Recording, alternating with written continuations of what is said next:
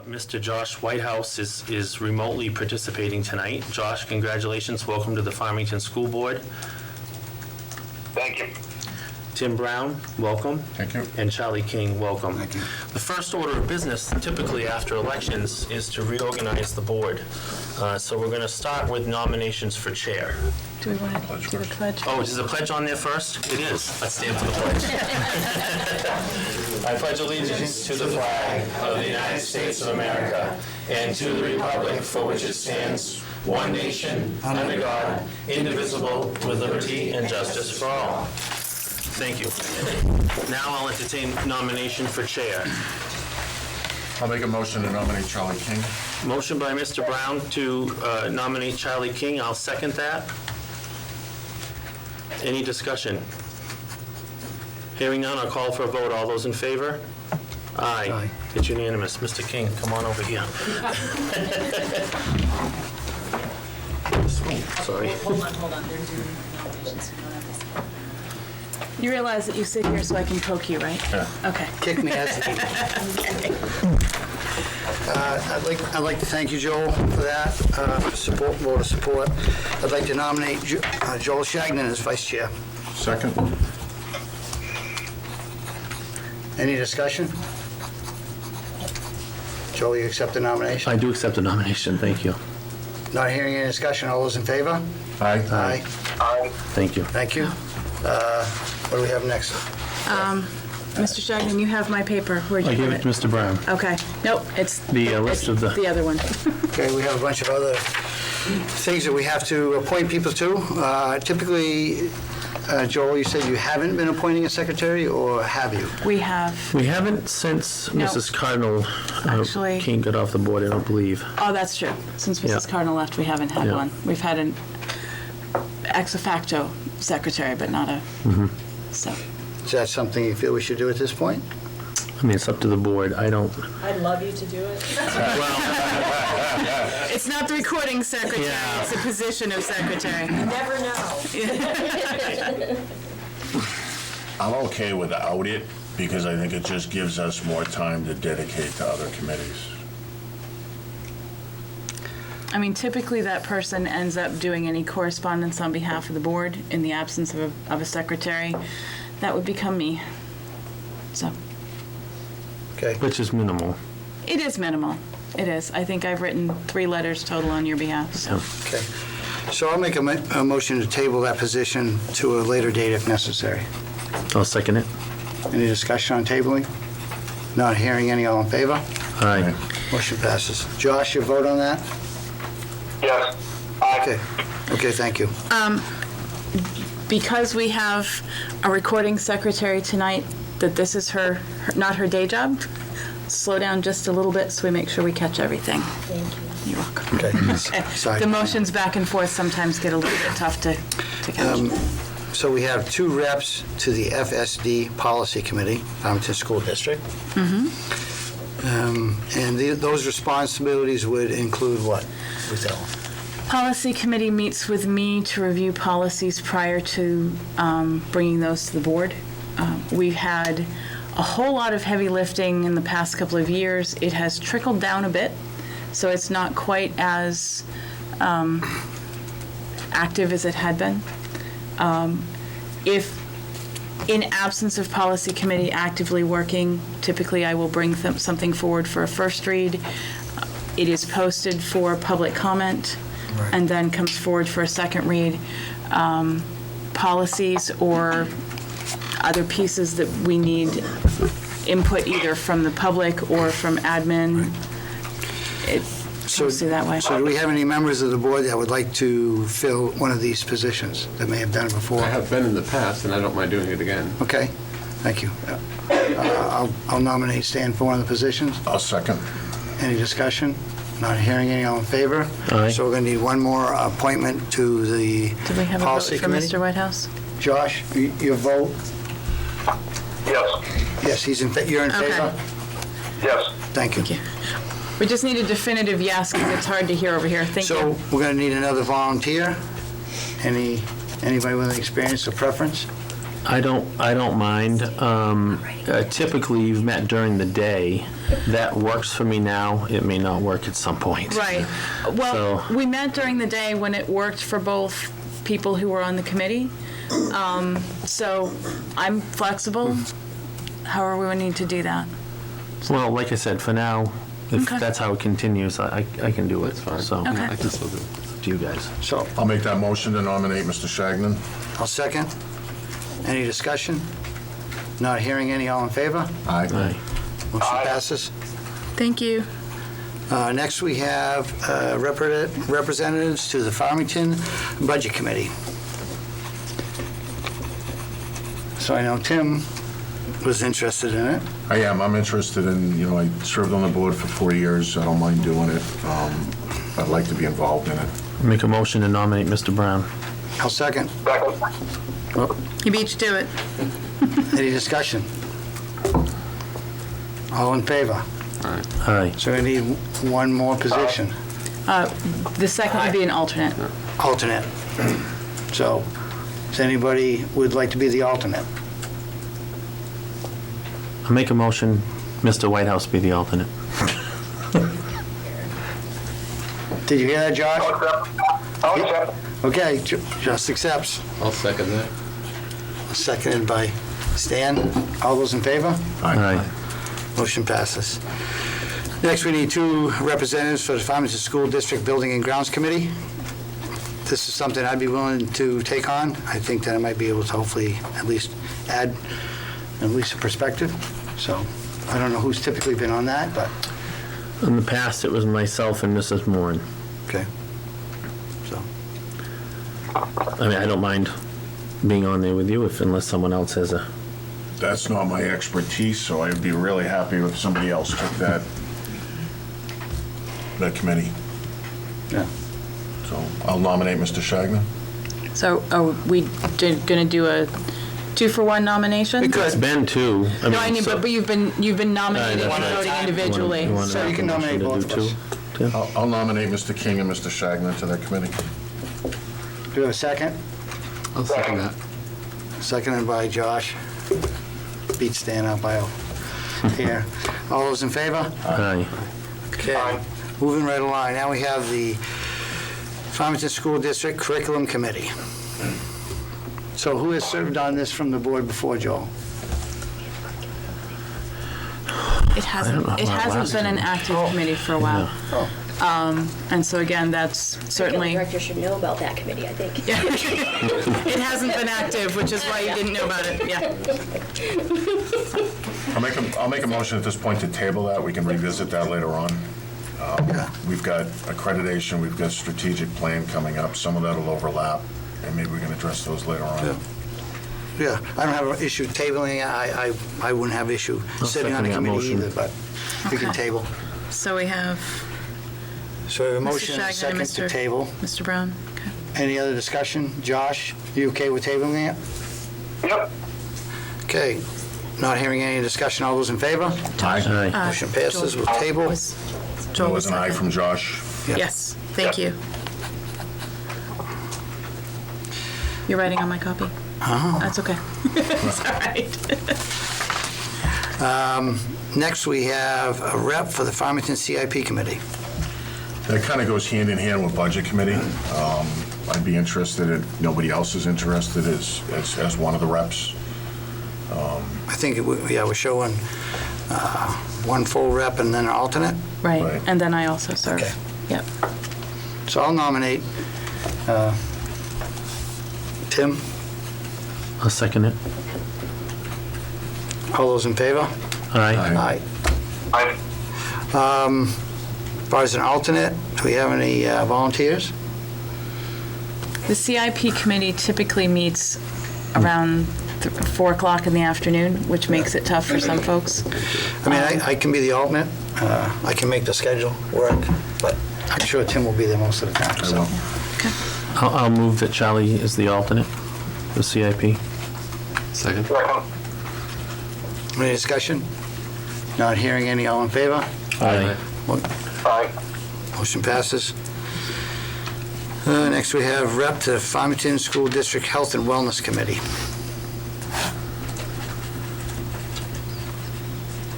That was a former board member. Yep.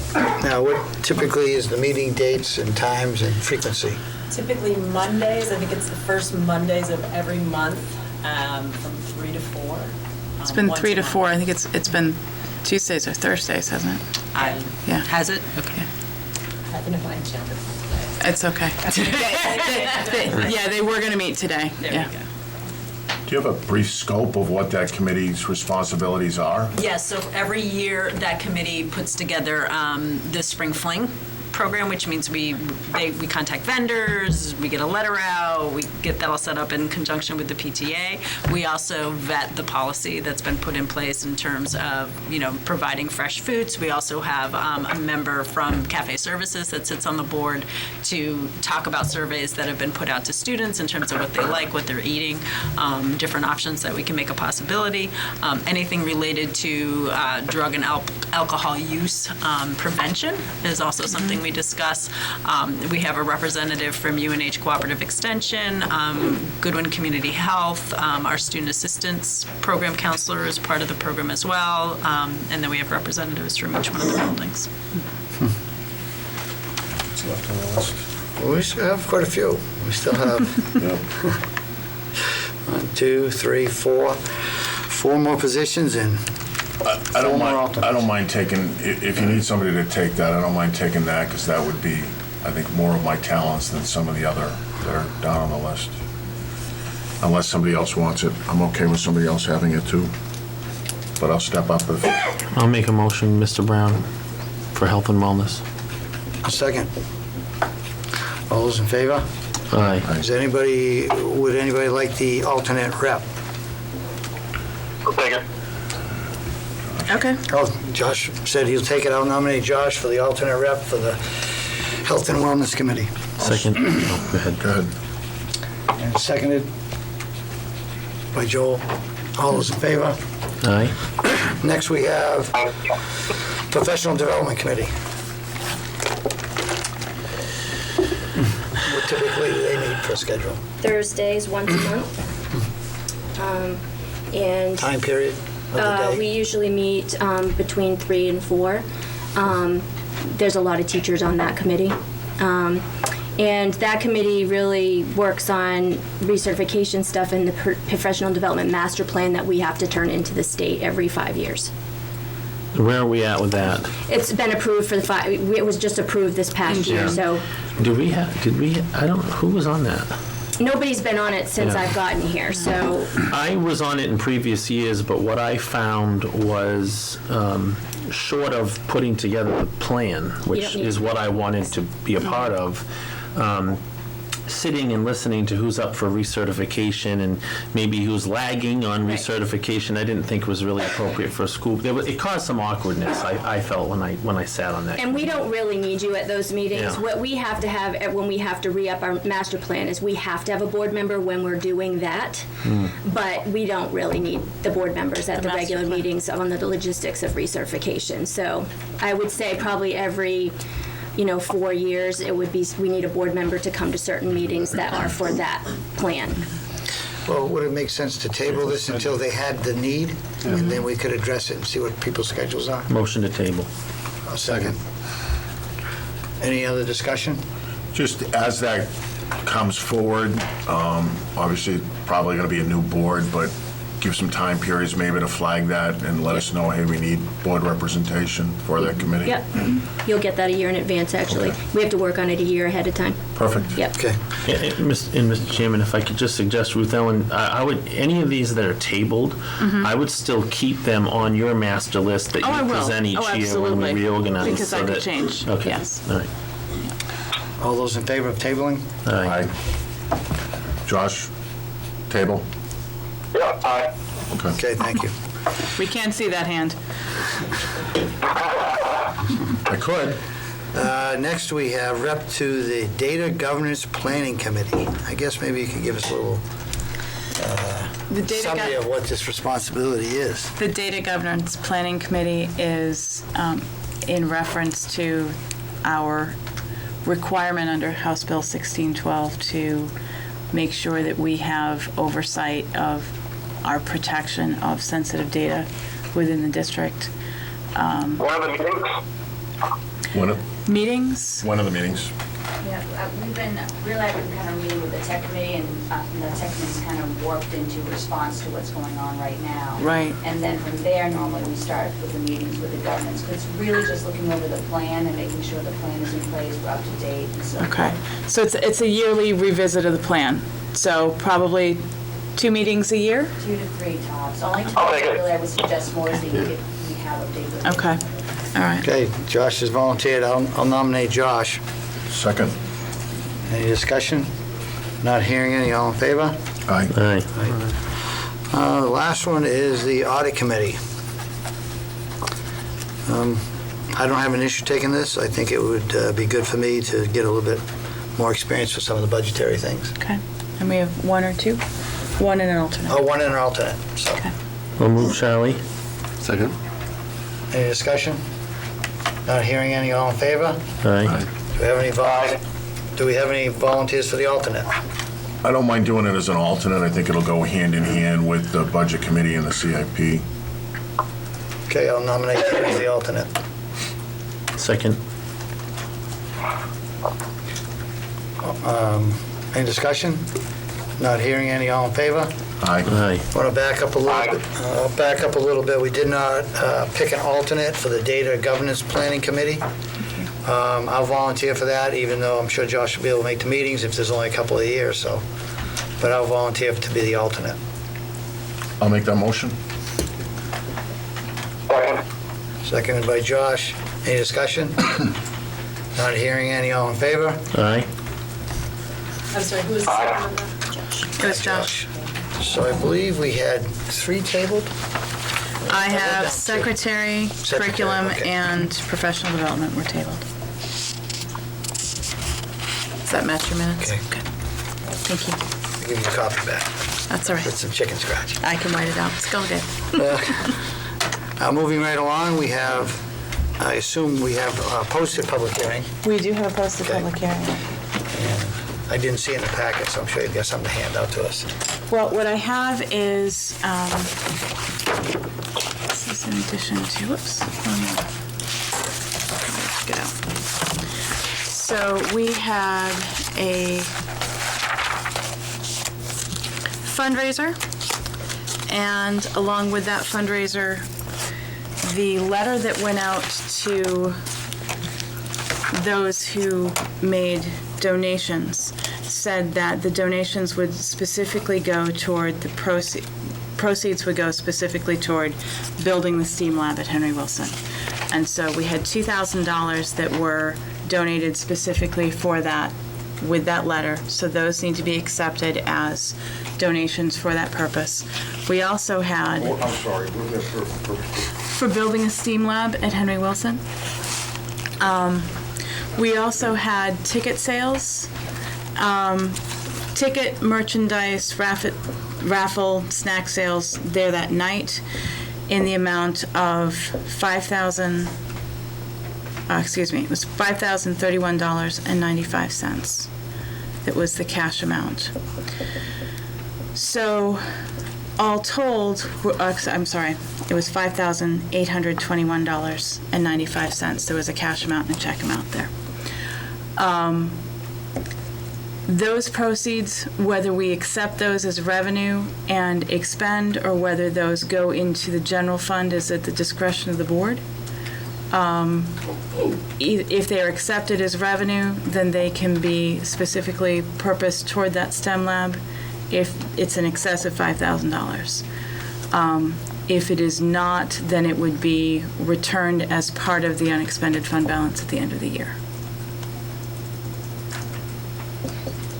Okay, so to reiterate, at this point, I'm going to basically start this public hearing under, which is pursuant to New Hampshire RSA 198:20-B3A, holding a public hearing to accept unanticipated revenue, and going back to what Ruth Ellen... At 6:50 PM? 6:50 PM. thank you. And going back to Ruth Ellen, if you could, I guess, reiterate what our options here. Sure. And I'm going to have you do that, then I'm going to open up for public content or the public hearing, because some people may want to comment, and then we'll have a discussion of what the board feels that they want to do. So Excuse me, Mr. King, do you intend on keeping it open for a certain amount of time? Normally it's an hour. Typically, I think there's a minimum time. Yeah, I don't think it's an hour. We've done an hour, but I didn't think that's minimum. No, I think a minimum is 5 minutes, or if there's people that want to speak, to allow them to speak. Typically, we hold... I wasn't sure if you wanted me to time it for you or just keep an eye on. I'm going to open it up and then leave it open until the discussion is closed. So typically, if we talk about it for 15 minutes, then it'll give opportunity for anybody that wants to, based upon what our discussion is, to make a comment. They'll be able to come up. And typically, when I've done this in Planning Board and Board of Selectmen, leave it open for the entire time that it's under discussion. But before I open it up, I just fair want enough. to talk about it. Just go through it again. So on February 11th, we had the Harlem Wizards come. It was a very successful community event. We had $2,000 in direct donations that were solicited as part of startup funding for that. Those need to be accepted, and because that's under the $5,000 threshold, the board can accept that without the public hearing.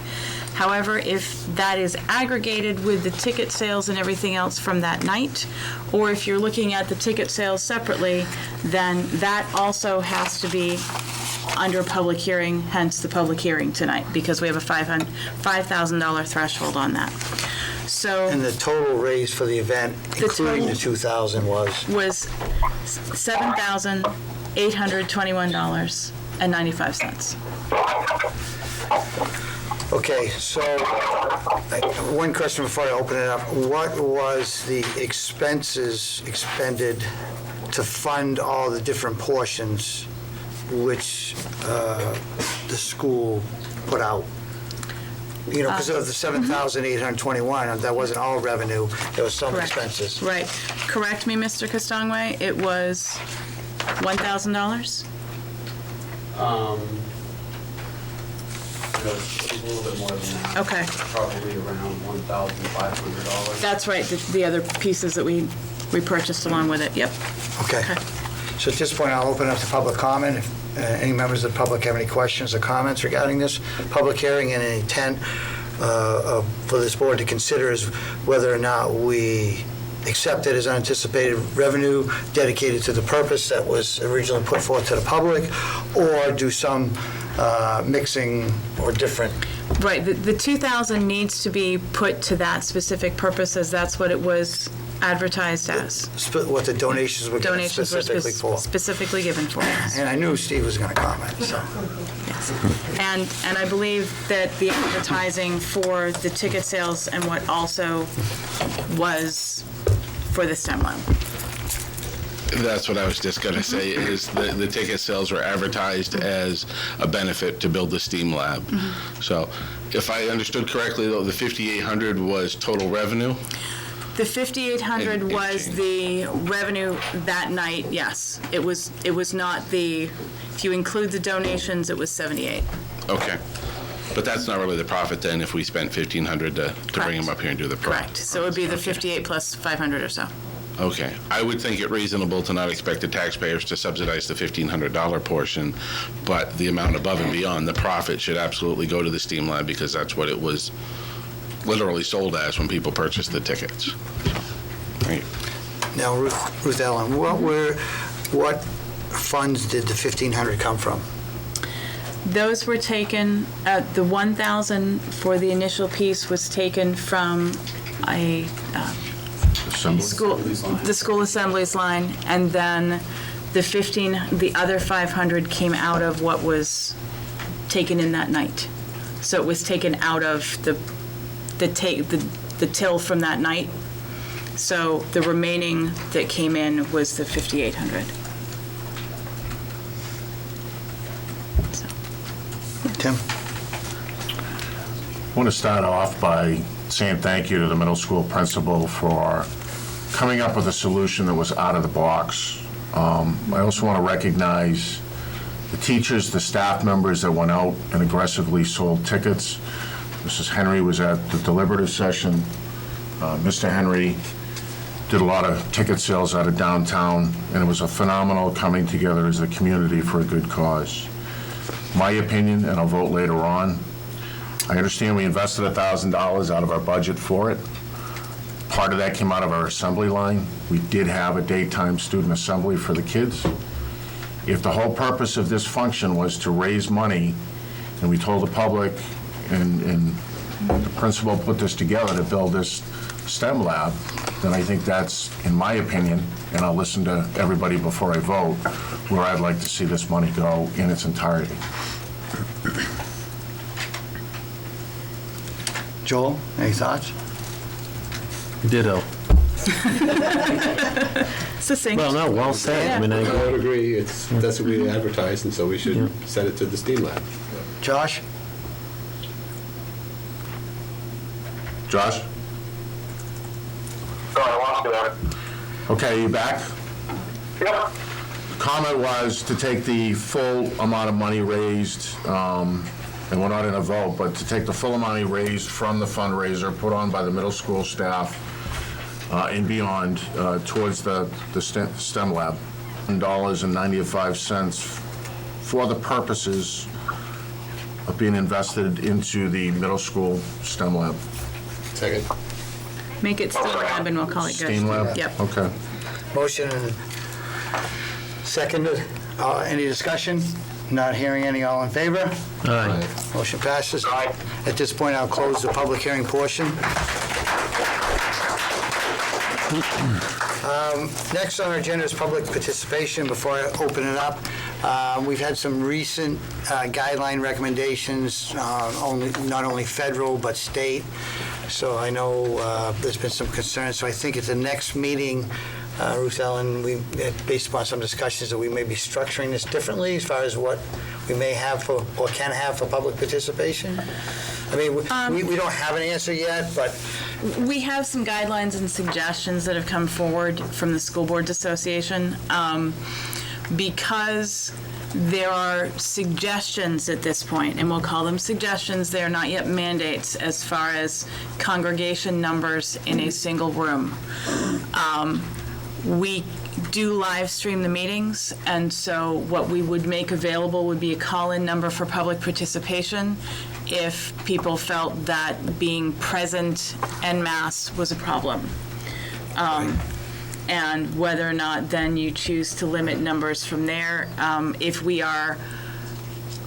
I understand the guidance on the RSA correctly, if we have a posted meeting and people show up, we can't say, go away.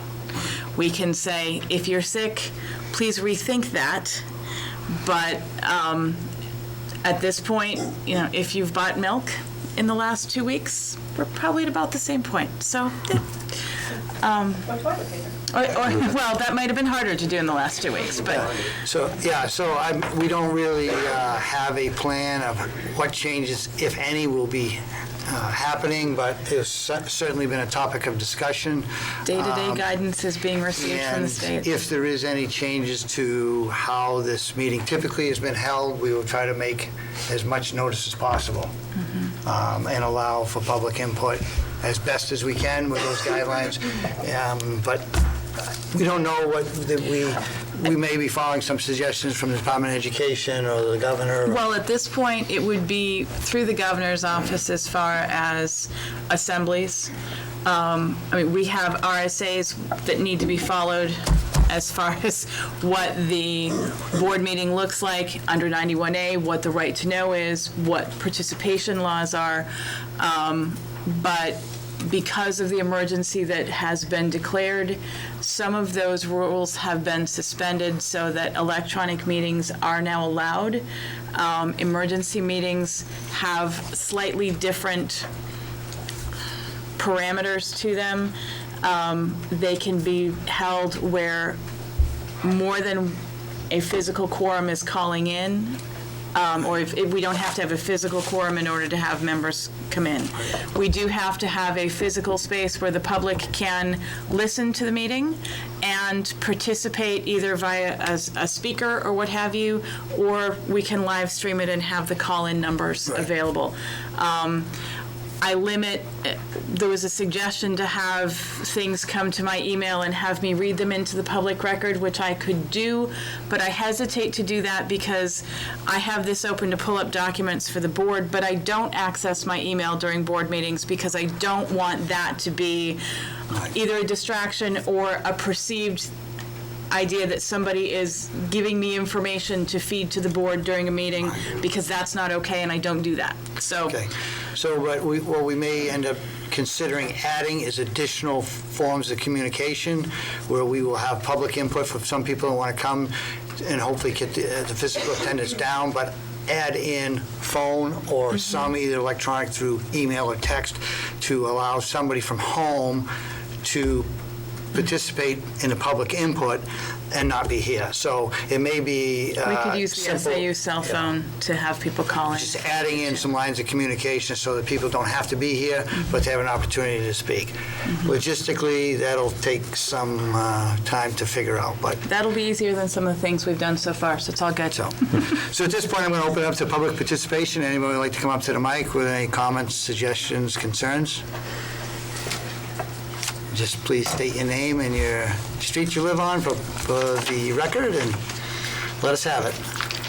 Oh, careful how you say that. Blanche Tanner Memorial Drive. I'm glad I'm doing this tonight in light of the fact that I might not be here for a while. So I just wanted to publicly thank Mr. Lewis for his time on the school board. But I would especially like to thank Mrs. Moran for her 12 years of dedicated school board work. Her support of Farmington children was and still is commendable and appreciated. From one resident, I hope you both will stay involved, continue to ask questions, provide insight and knowledge, and share your viewpoints as the school district moves forward. I would also like to thank the PTA and the Women's Club for sponsoring Meet the Candidate events. This was the first year I attended. I found them very helpful. However, I had many questions, which for several reasons were not answered. I suspect those questions will be answered over the next several months as I continue to watch meetings from home. I had intended to make a few other comments, but in light of the current changes and challenges the school district will be addressing, I'm going to hold those thoughts until later. But I would like to leave everyone with this little quote that I found the other day, which I thought was just perfect for those of us who care about education and children. This is a little quote I found from Ralph Waldo Emerson. It's very short. The secret of education lies in respecting the pupil. I just want to leave everyone with that thought. Thank you very much. That's all. Thank you.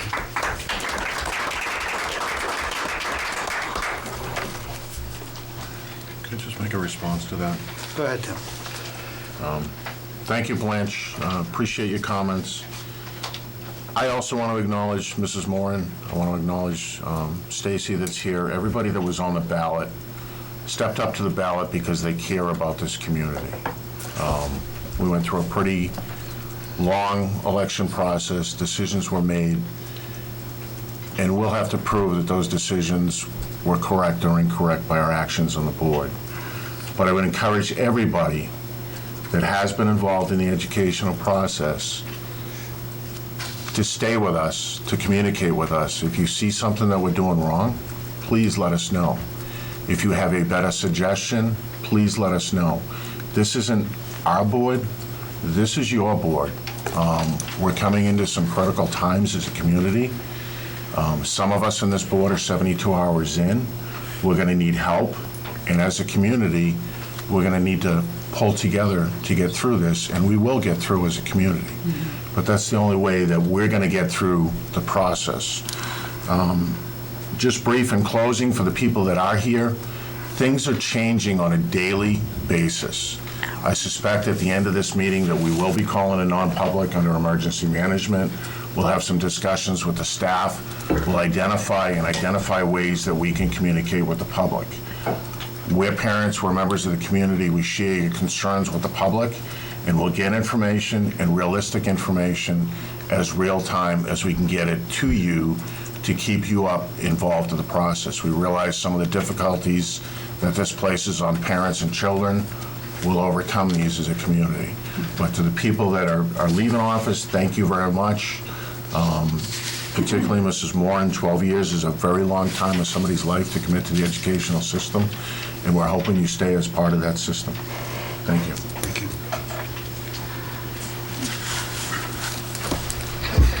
Thank you for that, Tim. I do want to say that I am still on the Health and Wellness Committee until the end of April, so I've been doing a lot of the spring fling stuff, so if you want to come and transition into that spot. I'd honestly rather have you stay with it and work with us, to be honest with you. But it is April 9th, and I'm not sure if that's still going to be a thing or not, so that would be my other question. Frankly, and no pun intended, I'm waiting for the commissioner to call me tonight, so I may have to step out. He's supposed to be calling me back. All right, thank you. Okay. Anybody else? On our agenda, there is a second public participation that I will have. The agenda may change from what is posted, or what we accomplish may change, but I will have some public participation at the end of the meeting. And as the new chair, I'm going to continue with this format until I feel comfortable if I want to make any changes, because typically on other boards I've said, we have had maybe allowed public input on individual topics, and it's a thought of mine, but I have to See how it plays out? I have to wrap my head around how we're going to manage that and still get our work done. So it's just a thought, but. So right now, I'm going to stick to this format until the next few meetings. So moving right along, I'll go to the approval of meeting minutes. The first ones we have is minutes of March 2nd, 2020, public. We got a few people left here. Well, right now, we have one person who was present at the meeting. Right. The others were just abstained. Mr. Brown said he checked on it. Well, Yeah, go ahead. my question on the night of swearing in is, we were swearing in a majority of the board, and how do we deal with the minutes? I talked to the school clerk, who is Kathy Severs, who indicated under Robert's rule, you don't have to be present at a meeting to approve minutes. You're approving the legitimacy of your minutes. I was present as a civilian on the March 2nd public session. I was not present on the non-public, but I'm going to, just so the public understands, make that motion tonight, because we don't have a majority of the board to vote on that. However, my practice going into the future normally is, if I don't attend a meeting, I don't vote, or I abstain from those minutes. So just so it's clear, and I actually rewatched the video as well, just to refresh. Even though I was at the meeting, I watched the video just to refresh. So based upon that, your understanding is both Stan was present, but Joel being excused can vote on the minutes? Yes. Yes. So they would be the majority of the remaining board. So I believe that would... Everybody, Actually, from you Kathy can Severs, vote on- everybody that is here has the ability to vote on the minutes. Normally, that's not our practice, But you have the legal but authority. we have the to do so. authority to do that. What do you need? All second under the same understanding. Yeah. What do we need for a vote to approve, though? 2 or the majority? Well, Okay. it's a majority, or if you're looking at those who were present for, and I only have one. So if I'd had 2 who were present for, then we could do the majority of those who were present. But having only one, a majority of one doesn't pass on any. Okay. So the 3 people that were present, well, Tim was present, Stan was president. I was not. And I was present for some of the later part of public. But not the first. Go ahead, Stan. I would just reiterate again that It's my it's been understanding our you don't have any practice. Hold on, Josh. Go ahead, Sam. It's been our practice or preference to abstain if you weren't there, but it is not required. Correct. So, what Tim said is correct. You're just voting to approve the minutes as read. You would probably be foolish to add a correction if you weren't there, but you certainly could. Unless you watched the tape and said, yeah, that wasn't right. But you certainly could approve them. Okay, so based upon that, Chair will entertain a motion. I'm going to make a motion that we approve minutes A through E So it would be the March 2nd, public session, non-public 1, 2, 3, and 4. You're going to do them as a, so you're doing all 5 sets of minutes? Yes. Okay. In the interest of time. We have a motion, we have a second. I'll second. Seconded by Joel. So I'll pose the question to the board members. Is everyone comfortable with grouping these all in one motion? Yes. Stan? Particularly care for it, but I'll go with it right now. Okay. Hearing any discussion on the minutes? Corrections, changes? Anything in public, Stan or Tim? No. Non-public session 1, which is just 1 page. Mr. Larkin's name is just misspelled, and you Oh. just take the E off of it. Yep. Got it. Other than that, I didn't see anything else. Thank you. Okay. Any other corrections? Not hearing any. All in favor of accepting the minutes as amended? Aye. Aye. Josh? Aye. Passes unanimously.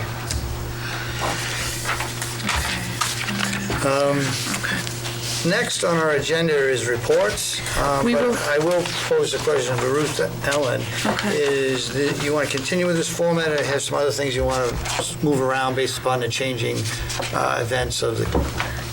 It's entirely up to the board. I do not have a principal's report from Henry Wilson or from the Yes, I saw high that. school at this point, given our events of the last few days. Typically, those come in at the end of the week before the board meeting, and things went south in a hurry. So these reports were the least of our issues, frankly, but the agenda had already been typed. I do have a treasurer's report, and there's a curriculum report in there. Those are both in your packets. You can table those and just say, okay, we'll read them, whatever you'd like to do. Okay. Does the treasurer's report require a vote from the, I It does reviewed not. it? No? It does Okay. not. It is informational. Yeah. I mean, I have a few questions on that, but I do not want to ask those now because I don't want to tie up the board's time. Then what I would suggest is if you could email those to me, I will pass them to our business administrator, and we'll have those for the next meeting. Just some questions and understanding what I'm looking at. Okay. Is everyone else acceptable with tabling these reports till later in the meeting or tabling to the next meeting? I'll make a motion to table. The preference to the end of the meeting or the next meeting? Next meeting. Okay, we have a motion to table those to the next meeting. Second. Any discussion? Can I ask a question? Are we looking at next meeting being next Monday? I'm asking for a meeting for next Monday, but I I don't know would if say we're the next tabling. meeting. I have a feeling it probably will be, but Okay, all right. Just say So next meeting. Okay. and then we'll Got it. handle that in your Just thinking in if your we need to business. have another one between now and Monday, this might not be what hits. That's why I was just clarifying. But we can clarify that. I think we can clarify that Okay. when we talk about another meeting. Thank you. Any discussion on tabling this to the next meeting? Not hearing any. All in favor? Aye. So the next thing we have is some policies. Student conduct second read. Yes. And I realize it's second read for the board, but it is first read for half of the board. So if we need to put this back again to next meeting, I understand that. This policy is the one that is intertwined with the Safe Schools, that allows for the waiving of some of the simple assault requirements in reporting. Around the idea that if simple assault is any physical contact, unwelcome contact, that means that if I have a kindergartner who kicks his para, technically that's simple assault. But should that necessarily result in a Safe Schools report? No. You know, under the law, as if you take it full, yes. If we're looking at how do we perhaps save a tree or two, and certainly it requires parental contact and this policy in order to be in place. We had a similar policy that was under numbered policies that was rescinded in the group that was rescinded back last spring. This is bringing back to make sure that that is covered. We tend to use an abundance of caution in our reporting anyway, But there are times when perhaps that Safe Schools report in these instances isn't the best use of. So I went through this, and I had a little discussion on it. So this policy is going to be handed out for students? This would become part of the student handbook. Okay, so when I started reading it, I mean, I don't have an issue with the content. I do question whether the format would be effective based upon just reading it. When you start out reading it, I think maybe a large percentage of our student population is going to drone out after the first half paragraph. Understand that our content and format is largely driven by School Boards Association legal review of policy. And while I understand that it might not be the most student-friendly language, policy has to withstand legal challenge. And so certainly we can say, this is this, refer to this policy, and they are available on the website. That would be possible in a student handbook, but I want to make sure then that if that's the case, that it is clarified that this is a summary of content, see this for full language, because if we're going to play with format and make it student-friendly, then we may have an issue of it standing up to legal challenge. I don't have an issue with the amount of content, but when you read this, it starts off student contact that causes material substantial disruption to the school environment, interferes with the rights of others, presents a threat to the health and safety of students, That's from employees. the RSA. Right.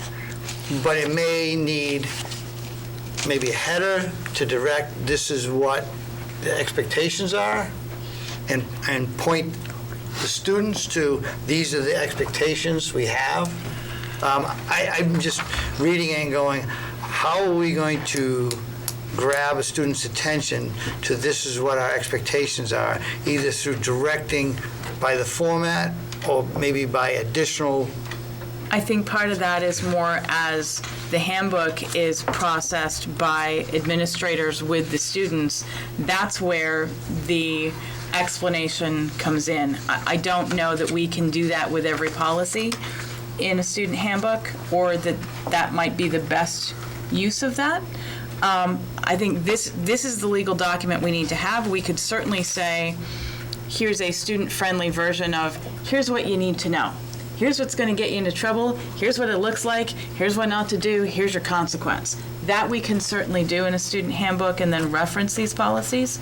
But the policy itself, I would argue, really needs to stand with the content as it is. Well, because policies aren't written for students. Policies are written to make sure that we are covered legally. Right, that's understood, and maybe we do need an additional document to boil it down and use this as a reference, saying this is the reference document, but if you handed this out to 10 students and say, what is it, you read this and tell me what your responsibilities are and what our expectations are, I think everyone would fail. So just a comment from kind of the courtroom side, because that's where I wind up. If we were to get into a situation where we're in court and a parent is, contesting whether or not they've been notified according to our policies regarding simple assault, we would look to point to the handbook as evidence that we had delivered information to the community and to students so that they were aware of that policy. So I This should be in the handbook also. Yeah, so I understand what you're saying. I'm just saying that in terms of the legal requirement, that's also part of the reason we put it in there. But I see what you're saying. It could be, this could be in the document, and then this is basically a summary of what your expectations are, and this is, just a thought. We also need to be careful that our handbooks don't start looking like that. So. Well, if you give this to a student, it's not effective, so that's just Understood. my point. Anyone else? Discussion on the second read? I like the concept of incorporating plain, simple, straightforward expectations of conduct in our schools under bullet points to the kids, and a reference to what policy number that's referring to. kids reading this aren't going to understand that, you know, a schoolyard fight is inappropriate and something we're going to take disciplinary action on. So I think plain English, bullet point, this is what we don't want to see, this is what you'll be held accountable for, and here's the policy that allows us to do it. And I think we have two different issues here. The student handbook, while often has policies either contained within or referenced, the policy is not the student handbook. The policy is the legal guide for the board and for our people. It can be interpreted in student handbook, which also comes forward to the board for approval. So those are two separate issues. And I just want to caution that if we're going to be looking at all policy in light of, can I hand this to a kid? I think we may have an issue going forward, because policies are not necessarily written as student-friendly language. They are written to keep us out of litigious situations. That's true, but if you hand it to a student and he's not able to absorb and understand it, then we have failed. Just my opinion. Stan, your thoughts? Well, they're really more for the parents. If the student can't legally represent themselves, you really have to speak to the parents. So, I mean, we've been doing this for a long time, and this is the language we have in most of the policies, and that the School Board Association recommends nationally, not even just in the state. So, I would caution trying to change the language style in our documents. Joe? I think, Mr. Chairman, it could be helpful to take a look at student handbooks and see, you know, if you haven't looked at one for a while, your kids have been out of school for a while, right? So, I mean, and just see that some of these, there are excerpts taken out of them, or they're written in a way that are more friendly as far as student language. So do you think our current student handbook covers this and is helpful? This is not in the current student handbook because it was rescinded. Okay. So I need it back. Okay. I think some of these very lengthy boilerplate state-provided policies, if referenced in the student handbook, are more reader-friendly to students in the handbook, and then they reference these policies. I agree. It's just like, you know, I heard over and over on election day is like, why are these warrant articles written the way they are? We don't understand them. It's like, well, sorry, but so I think you'll find that some of these longer, meaty, wordy policies that are referenced in the handbook are referenced in a more friendly language. Okay. I agree, Joel. I think that you gotta kind of take the meat out of it, make them less wordy, and you don't need to get a kid a policy memo, but you should definitely explain the content of it in the handbook. Were you able to catch that for the minutes? All of it. Okay. Basically, he was saying that he agrees with Mr. Shagnon and that it can be further explained through the handbook. I have no problem with the policy per se and the way it's written and the direction and the legal standing that we get with the policy the way it's written. I just want to take it a step further and acknowledge what the chairman's saying, that as we then get into the handbook, make it clear to our student population of what the expectations are. And I think we are looking at apples and oranges, but with that, a second read, are we looking for a motion to approve tonight, or what is your typical? Typically, we do first read, public comment, second read, which is often the final read. Yep. This is the first time you're seeing this, so if But this has not been allowed for public comment yet? it has been up for Okay. public comment, however, I also acknowledge that this is the first you've had to discuss it and see it. So either way. Right now, with where I am, with everything else I need to do, this is probably not going to be first and foremost that has to be done. Right, but I'll back up a little bit. Does anybody have any direct recommended changes or concerns with the way this is written? Spelling, grammar, format, that you would want to change at this point? I don't. Okay. I'm ready to move to the final, to accept it as a final read. Okay. Is that a motion, Stan? I will make that motion, yes. Okay. I'll second that. So a motion and second to accept this as written. Any discussion? Not hearing any. All those in favor? Aye. Do we need any other thing procedurally to put that in force? Nope. Once you voted it, typically it goes up on the website the next morning. It might not be there tomorrow. Just telling you. Okay, but it's officially adopted and enforced. That and my secretary's out this week, so I'm working on it. Okay. Next line item was budget. Yes. I would make a motion to table this unless somebody has some things they want to discuss immediately, to move on to some of these other, setting a board meeting, the coronavirus issues and what the school's going to have to do. And I would like to table the budget till next meeting unless somebody has something we have to address right now. But just a thought. If I could put forward just what we're looking at. So what you have in your packet is the public-facing piece of suggestions that have come forward from the admin team for cuts that we may need to make. If we are looking, and part of why I had asked for the meeting for the 23rd was so that we would be able to then further address this,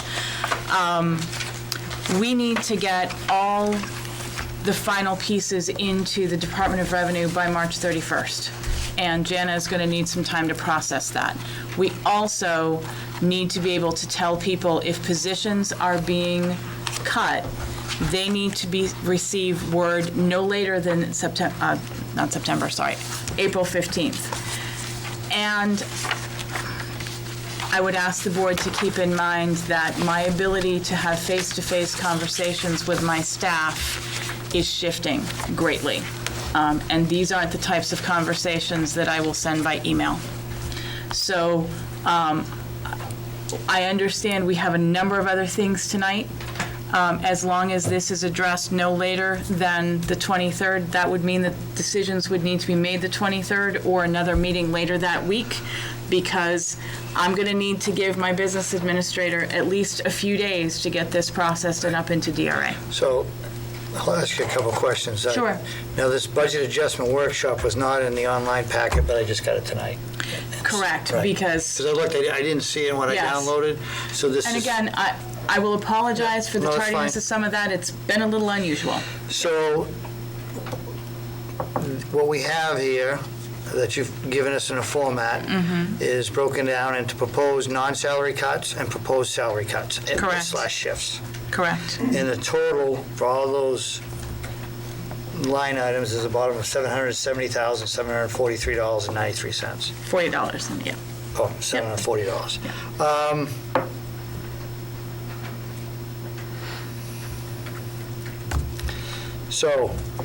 And so again, in generalities, these can be discussed in broad strokes this way.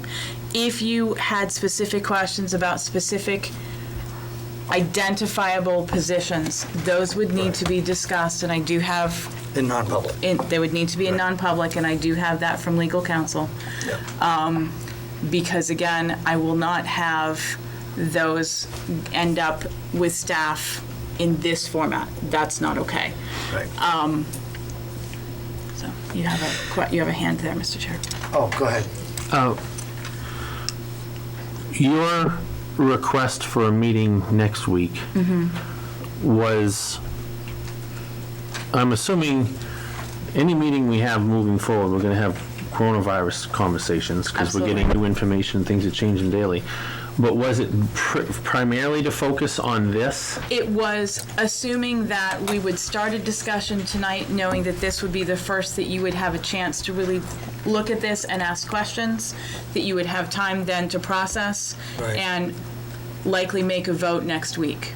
Yeah, because, I mean, I would suggest, Mr. Chair, if we do end up having a meeting next week, that we keep maybe just a couple topics, because I for one, I know that I wasn't at the Meet the Candidates at the town hall, but I know that Mr. Brown laid out some ideas on some budget that didn't require a lot of staff cuts, and I'd certainly like to hear his thoughts. So I guess, so if we just received this, do you have electronic copies of this to get to Josh? Yes, I can scan this and get this up to him. Yep. When would you be able to do that, tomorrow morning? Well, or if we take a recess, I can scan it right now and get it in the packet. Yes. Well, I guess the first thing I'd like to go through the board, members of the board to see if they have any, if they've had a chance to look at this, to see if they have any questions that they may want to ask you regarding. In generalities? In generalities, if regarding understanding of the information. Okay. So, Mr. King, you do have a motion on the table, to No. table? Are you No. going to withdraw that? Oh, did I have a motion? You did. You had a motion to table, but I don't will believe it was withdraw it. seconded. Okay. I'll withdraw. I was sworn Friday night. Saturday had telephone conferences regarding the coronavirus. I'm going to move to table it to the next meeting, but I'm also in touch with a lot of people in the school system. And I know we have a lot of staff and personnel on pins and needles wondering what direction this board is going to go in. I'm speaking for Tim Brown. I'm not speaking for the board. I do have some concepts and some areas to cut. The last place that I'm going to vote to make a cut is staff member or personnel in this budget line, unless that's through attrition or unless that position is recommended as non-functional. It's going to take us a while to get through these cuts. My decisions, my ideas might not be the right ideas, but certainly I think they're going to spur in intelligent conversations. But I want the staff not to be on pins and needles and know that we'll communicate a direction that we want to go as a board. And in my opinion, and some of the comments that I've heard from other board members, our most valuable asset is our staff. Without them, we don't have a school system, and that's the last place that I'm looking to cut. So the fear's out there. I want you to hear it from me. It's not going to be easy. Some people may not like the cuts, but we're not looking at staff. And I think that information and that fear has to go out from the horse's mouth, or at least I'm not looking at staff. I can't speak for the other board. I'm going to agree with Tim on far as priorities need to be in keeping the dedicated staff that we have and try to find out what we can do to minimize the impact to that. I think the next meeting, we're all going to have an opportunity to review this along with the entire budget and be better prepared for the discussion. I mean, I certainly don't, Tim's got a motion. I'll second for discussion. But anybody that has any discussion for anything that comments they want to make or questions they want to ask at this point, feel free. I would echo both Tim and Charlie and say that I'm not, my goal here isn't to cut any staff positions or reduce any salaries or anything like that. But I think tonight we do have a responsibility to focus on coronavirus issues, and I think it would be irresponsible to take more time in the meeting and subject it. Do you want me to repeat that? If you could, I got the last one. What Mr. Whitehouse was saying is that he agreed with our comments on the board, that he'd like to see us focus tonight on the coronavirus versus the budgetary and deal with the budgetary issues at the next available meeting. Thank you, Tony. Joe, any thoughts? The past board had an opportunity to sort of digest some of this already. And as you see, there are several recommended staffing cuts. So I'm certainly, that's all we've really digested. So I know that Mr. Brown has some thoughts, and I certainly would look forward to hearing those, because I don't like this either. But this what was presented, so this is what we've been looking at. And I do want to make sure that it's understood that it's not something that, you know, as the admin team looked at where we were, we don't like it either. We don't like that this seems to be where we are. And so we are certainly open to other areas. If someone sees something differently, I'm all for it. I don't want to lose staff. Right. Unfortunately, I think tonight's not the night to start that discussion because it's going to get pretty lengthy. It will be lengthy. Stan, your thoughts? No, I agree. I'm willing to listen to things. I'm not interested in cutting staff. That's why I didn't support the budget cuts. I supported our original budget, so I'm willing to listen. So at this point, we have a motion and a second. Tim's motion, seconded by me. All in favor? Aye. Tabling? Aye. Josh? Aye. Okay, so this is tabled to the next meeting, and while we're there, we might as well take that up. Ruth Ellen has requested, someone requested a meeting on the 23rd, which I assume is next Monday. It is. Is that still when you want us to meet, or did you get a different date? At this point, I would say the 23rd and potentially March 30th to have it on there. We can always say we don't need it, but if we needed one more meeting to finish anything else up budgetary, unless we can find a meeting date somewhere in the middle of the week to do two. Oftentimes, if things get presented, they get kicked around, they need gelling time before you come back and do a final vote. I would like to make sure that we have at least two meetings to do that. I would love to have it before the 30th, actually, because that gives Jana absolutely no time to have everything in and still get sleep before the end of the 31st. Yeah. And DRA has not said anything about, oh, we know what's happening, so we'll just waive those. So There may be a slide, but we're not, I don't want to Right. assume that either. I don't either. I think it's going to take a minimum of two meetings, so I would be in support of the 23rd and the 30th, and I think if we're going to add a could we do meeting, before the 30th? I think we're going to, Would everybody be open to March 20th, which is a Friday night? It's this Friday night, and the thing is, we can tackle budgetary. We're going to be at the end of the week on our rollout plan, on our curriculum. It'll give us a little bit of time to regroup as a board and push through. I'll be all right with that. Joe? I think so. I've got a family dynamic going on that could, I don't know how it's going to play out, but yeah, I'll say yes. Stan? I'm going to be traveling, so I can't make the Friday. Do you have another date that might work for you? I can make the Monday and I can make the 30th. The 23rd and the 30th. Now, what about an additional day next week? I can't make the rest of any time. The rest of this week I can't make. No, I mean next week. So if we meet After Monday the and say we 23rd. need it like a Wednesday, Monday, Wednesday, Friday, next week? I'm going to be away on Monday, the 23rd, so we'll have to Okay. call in. Yeah. And I'll be traveling on one of those days, Tuesday probably. So possibly Wednesday or Thursday. Like Okay. 25 or 26. I can do, Yeah. I don't know about Friday yet. I'll say tentatively yes to this Friday, and I can do anything next week. Josh? You said yes on Friday? Oh, yes, on Friday? Yes. I mean, one thought is if we had it Friday, and then it might give a chance to put some thoughts out, people can sleep and chew on it over the weekend, and then we'll have a Monday meeting.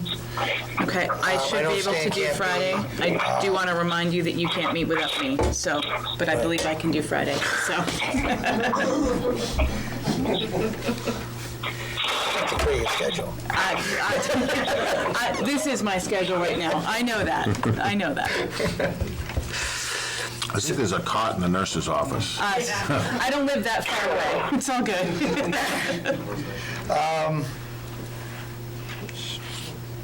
So is that a motion, Tim? For Friday? Yeah, I'll make a motion to accept the superintendent's recommendations for the 23rd and the 30th and add in the 20th. Do we want to do all those at 6:30? Or 6? Or 7? 6 or 7? 7? 7 works better, Josh? That works better for me. I don't know about you guys. 7 makes for late nights, but I'm up for whatever you guys are. Joel, 7 better for you on Friday, or is, yeah, Either, yeah, Okay. if I can make it, I can do either time. okay. Stan, on the 20th, if we have that meeting, do you have the ability to remote in? I don't. I won't. Okay.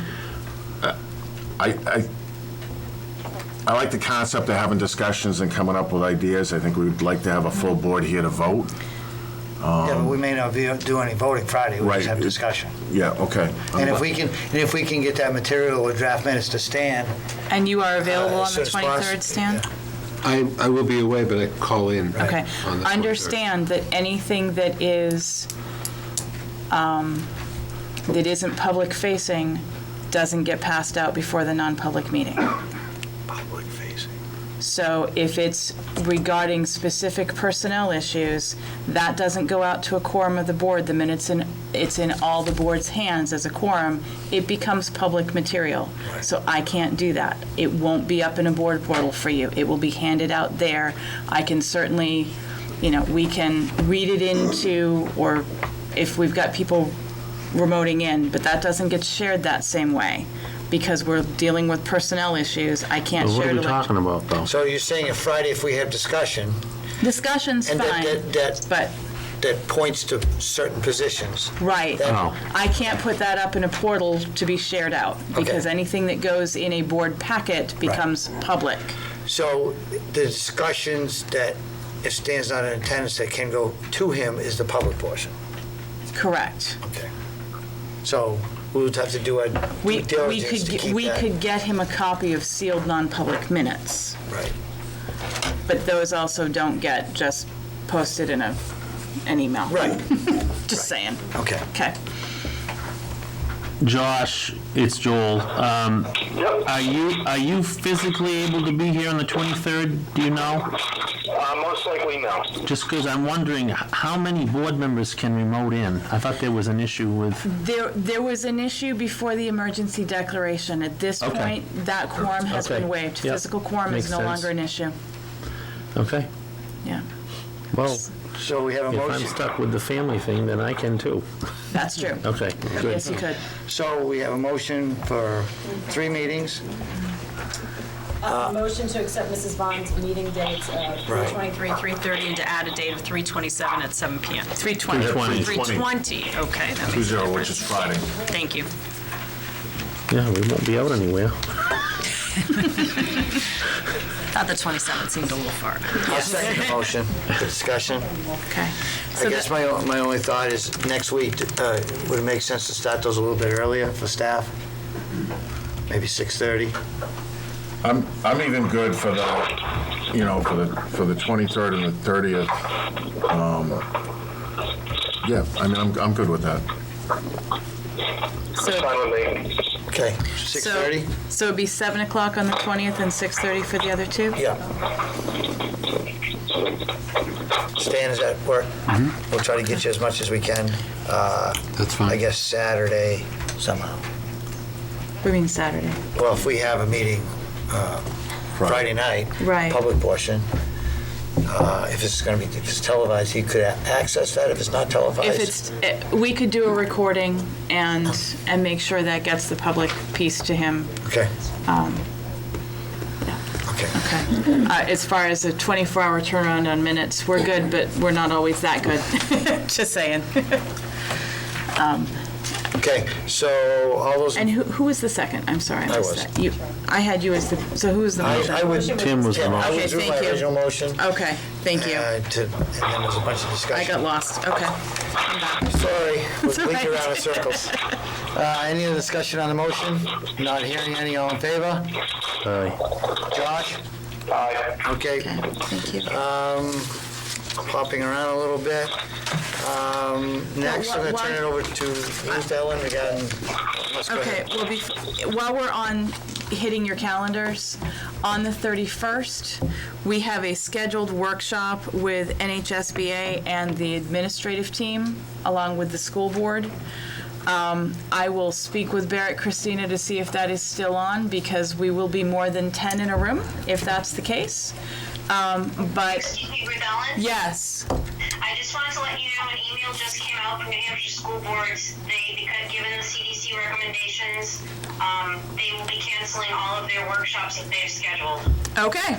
Well, that's workshops that they've scheduled that people are going into. I don't know if this falls under the same. It says New Hampshire school boards will be canceling all in-person workshops and training sessions through June 30th.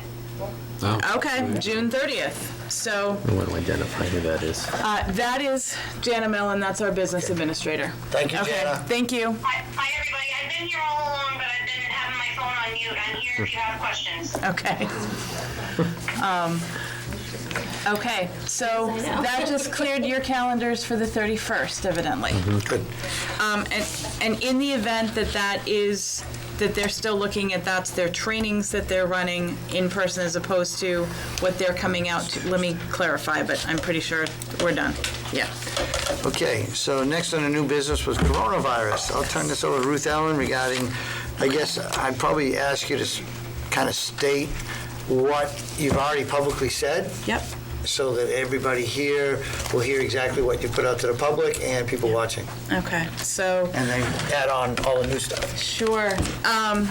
Last week, we had a report that thankfully ended up being deemed not a public health threat, but in an abundance of caution, I closed school for Friday for deep cleaning, declared today as a professional workshop day in the hopes that we would be looking at tomorrow is regular school and on we go. We're just ahead of the curve. Well, that changed quickly. And so then as things started to evolve, looking at what we needed to do, knowing that for us to move to a fully remote model, we were going to need time for staff to shift what they have been doing to what they can be doing, and also knowing that we're not in a position to go to a full one-to-one model. We're not. To be able to say I have enough devices to hand out to every student in the district, we don't have that. Right now, I have probably enough to get most of the students, 7 through 12, a device if that were needed. I could do Chromebooks. Our laptops, frankly, at this point, aren't worth passing out without changing some of the operating system of that, because if they're struggling based on the fiber that we have here to ever log in on a DSL or a dial-up system hotspot that I have to send home with somebody, it's not likely to be productive. So we're looking at a hybrid model. We're looking at both paper and digital. And then last night, as we were processing more of things, I called the commissioner and said, okay, we have another issue in town. We're starting to see slowdowns in our internet across as more people are logging in. We now have more people who are looking at, okay, I'm remoting from home now. So they're hitting this piece, the residential, as opposed to the corporate structures.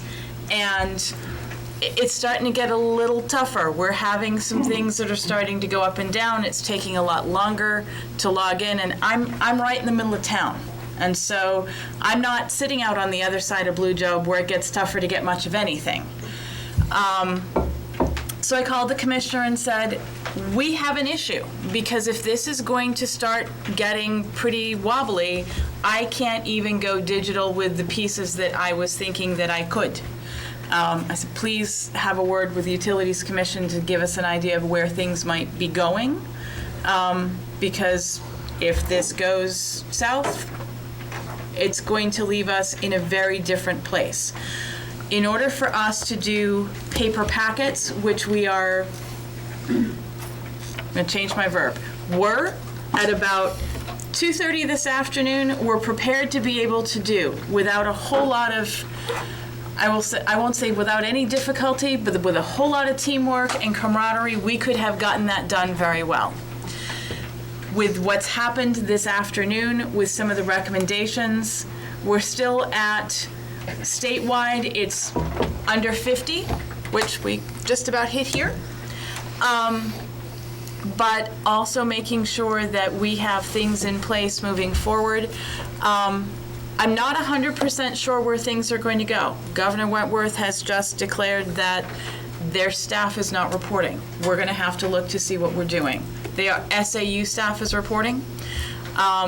In order for us to do paper packets, I need boots on the ground and work in those copiers. We're not going to be able to do everything just with a couple of people in the office having things emailed into them. We also are looking at needing to do delivery of packets and food delivery. Because our region falls under the Stratford Cap Community Action Region, and because our demographics under the census, are actually higher need than we show in our free and reduced lunch population, because not everybody will fill out the form. We qualify for the entire school population to get meals now under the summer meals program, which is what the federal waiver is to continue meals now under the federal declaration of emergency. A lot of bureaucracy, but it means we can feed people. But in order to do that, I need to have bus drivers going. I need to have Fresh Picks, who is our food service, and they are the ones who are going to be preparing meals for CAP. I am going to be calling CAP tomorrow to see how that works. If families don't feel they need the meals, are we looking at needing to have an all or nothing? We feed everybody or we feed nobody, and if that's the case, then if everybody gets, then it would give you the opportunity to share if need be. But I want to clarify what that looks like under the federal guidelines to make sure that I'm not, if we refuse it, are we still okay? If we share it, are we still okay? Because I really don't want to just fix it and throw it away. That just seems to be a flaming waste. But in order for us to be able to do this, I need to have people on staff. Our student body wasn't able to go, oh, we're going to have a shutdown, so we'll clear out our lockers, we'll clear out our desks. We still have a lot of things here that they need there. And so we're looking at how we do that. We had a conversation about getting staff members, here's your gloves, here's a bag, here's the contents of locker 139, in it goes, we put a tag on it. If you're sharing lockers, you're gonna have to talk to your friend to get your stuff back, and then putting those on the buses and sending them with the packets. I am optimistic that I will have sufficient staff on site to do some of that tomorrow, but I need to look and see where the declarations go. I mean, we can certainly keep folks fewer than 50 together at any given time. That's easy enough to do. Things are shifting pretty quickly. So I have a couple questions. Sure. On the food. Is it possible to ask those people that would like to receive that and just prepare and deliver those?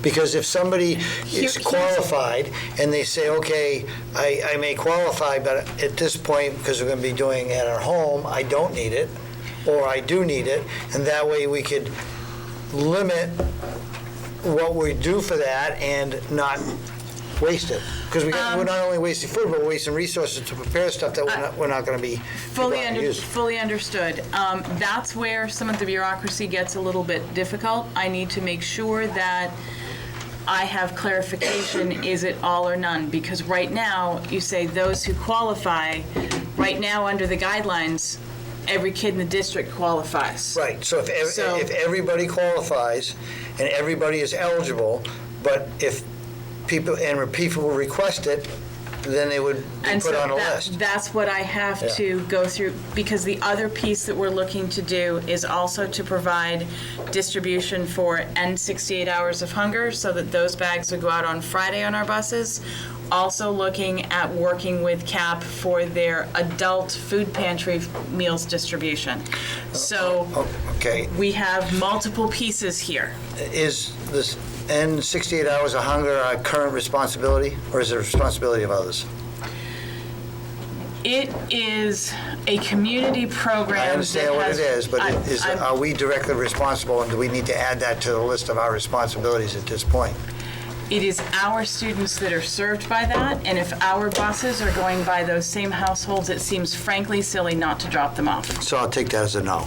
Okay. Now, on the other one that you were just saying was CAP, and then what services they provide. CAP is the... I understand what that is, but what was your envisioning interaction with that? Because they are working with us in order... We cannot provide student meals without it being under the auspices of CAP right now, because they are the regional agency that allows us to do this at all. Okay. So if we're not working with CAP, this doesn't happen, number one. Okay. So considering that we are already providing these meals through this and with their help. Yeah. On Fridays to then take and drop off the bags at many of the same houses that we are already stopping to drop off meals anyway, it made it seem a little silly to say no to that. It is the community that would be served, it's the community that has provided for the buses, it's the community that provides the gasoline and the driver's salaries, and we're going down the same roads. So. Tim? Thank you. Just from a logical purpose, can we tell the community where we are now, what our anticipations are, with the idea that this is a fluid situation, and what we tell you tonight could change tomorrow morning at 8 a.m. What I'd like to do as a board, and I'll make the motion at the end of the meeting, is to go into a non-public and our emergency planning, and as a board and administrative staff, sit down and talk this out and come up with the plan. The public's here, the public wants to hear answers. This is new, it's changing, it's quickly evolving. We're going to tell you what I'd like to see is tell you where we're at now, what we expect to happen in the next couple of days, and as information comes available, we'll get it out to you over multiple modes that we can, so everybody is up to speed. Some of what I want to talk in non-public too is the resources that are coming down from the Senate, what's going to happen with people that are out of jobs, what's going to happen with people that have to remote work, et cetera. That's kind of the direction where I'd like to go tonight. Because I think that's why a lot of the public is here, and if there's other concerns that we're missing, it's nice to see the community here, but if we're not touching on something, red flag us and wave at us and let us know. No, that's just, Whose is this? I don't know who that is. that's Tim's. Joel needs a copy. Oh, here you That's go. what I was trying to do. Pass it by. My other question is, and hopefully Mrs. Mellon is still on the phone. I know the board awarded a contract at the last meeting for internet services. Has anything moved forward with that contract from the last meeting to tonight? Mr. Brown, can you repeat that a little louder? Which contract were you referring to, sir? The internet service for both the SAU and our schools, has anything been officially signed or entered into agreement on those contracts that the board approved at the last meeting? Are you talking about the phone? I'm not familiar. You're referring to the internet. Are you talking about? My understanding is there was an E-rate contract for internet service provider that was awarded at the last board meeting. I don't know if you caught that, Janet. That was the services that we had from, we had the bid from First Light, and I believe it was Citronet. Yeah. Right. We have not put forward a purchase order or anything for those, but at this time. But that is through E-rate, so. Right. And it's not something. It would be worked under the auspices of E-rate. I think Jen can probably speak to a little bit better to that.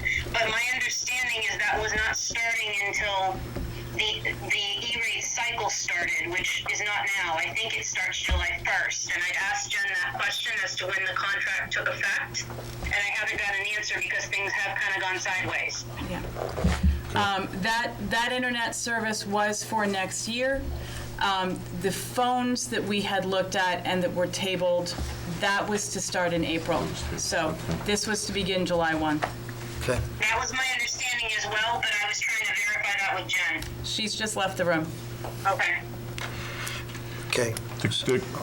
The question I have on the internet services is, based on what we have here, based on what we're facing, we may need additional resources within our SAU, within our school system, to meet an online demand. Yeah. Is kind of where my thought process is. What we spend today and over the next couple of months under the emergency declaration at some point is going to become reimbursable. So my thought process is, as we're going through the next week, if it's not critical that we award those contracts now, would it be wise to do a motion to reconsider, and as we're moving through this the next couple of weeks on planning, to relook at those contracts? And I'm looking for feedback, not... Okay, right.